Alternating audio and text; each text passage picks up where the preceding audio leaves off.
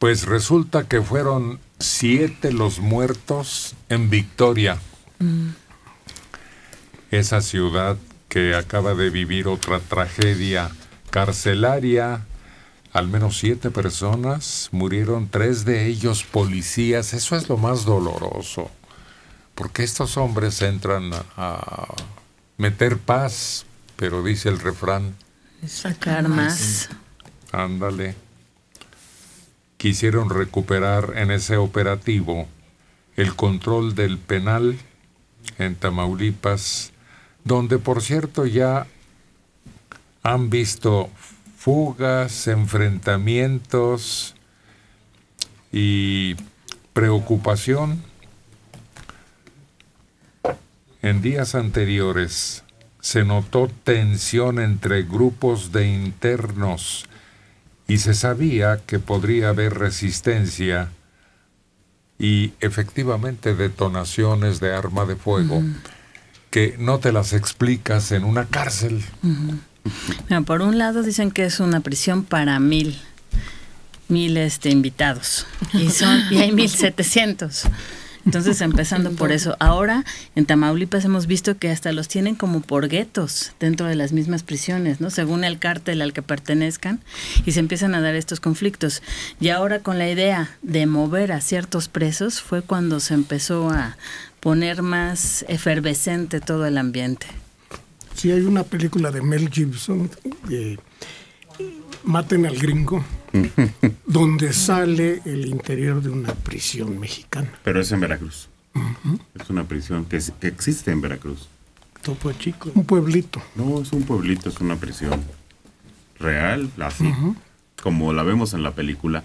Es un pueblo pequeño. Ahí está uno de los porquis, creo. Pues no. De los más notorios reclusos que tenga ese penal.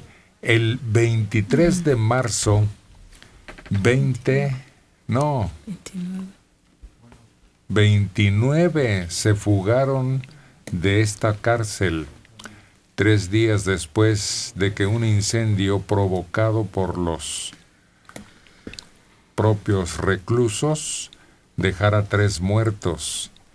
Y es que cada penal es una bomba de tiempo. Sí. Pues tenían un túnel de 5 metros de profundidad y 40 metros de largo. ¿Cómo haces una construcción así sin que nadie se dé cuenta? Solo con complicidad. Pues es uno de los problemas más agudos que carga este país y no ha encontrado la fórmula.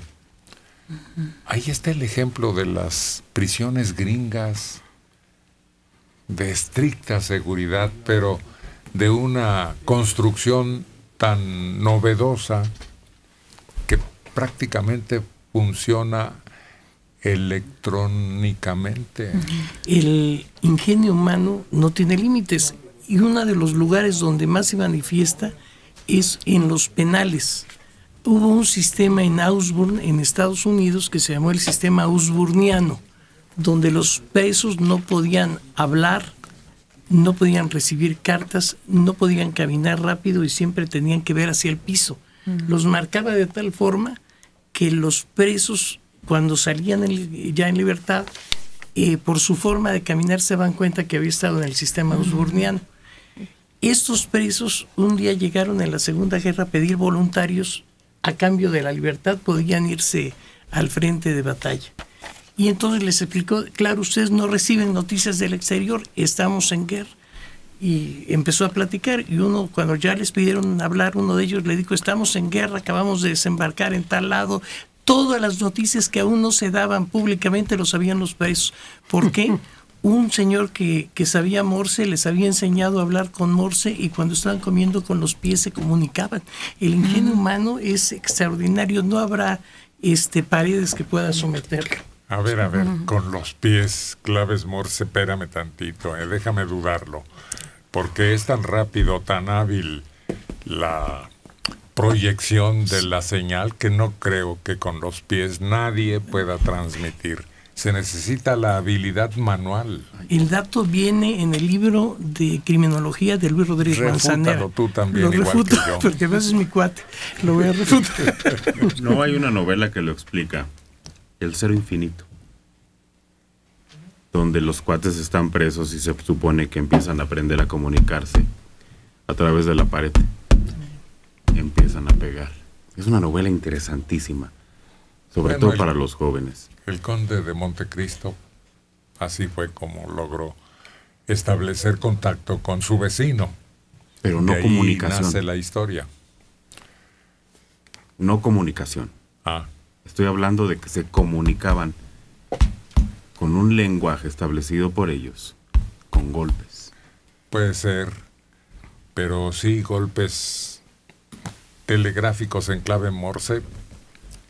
Yo recuerdo cuando niño había una fiesta en Guanajuato, la apertura de la presa. Después de la época de lluvias, se abrían las compuertas. Y entonces era espectacular. Me tocó de niño verlo.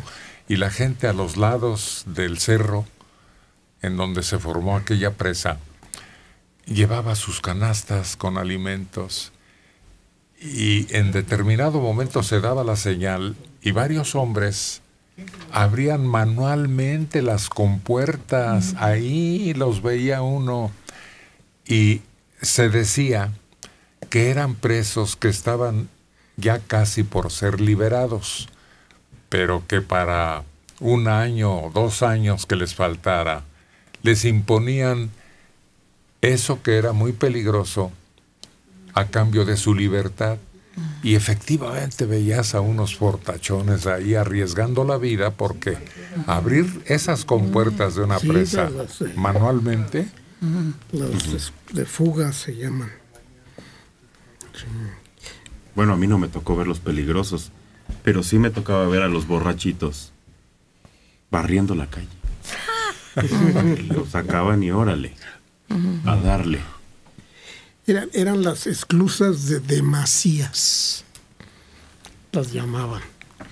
Y sí había que abrirlas porque si no se desbordaba por la parte superior. pues es un recuerdo muy vago, pero en donde se concedía clemencia para quien se arriesgaba a realizar una labor útil para el grupo social. Sí,